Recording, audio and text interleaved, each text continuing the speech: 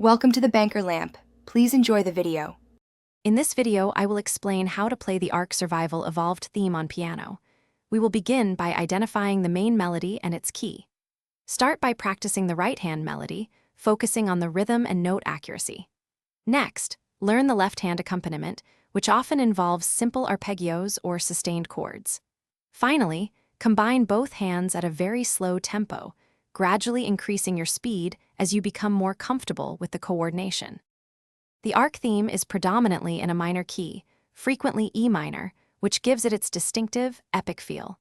The main melody skillfully utilizes notes from the E minor scale, creating a memorable and haunting sound.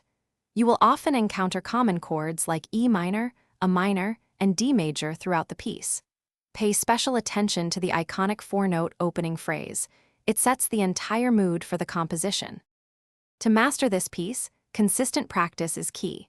Always use a metronome to ensure you maintain a steady and accurate tempo from the very beginning. Break the theme into small, manageable sections, perhaps 2 or 4 measures at a time, and perfect each one individually.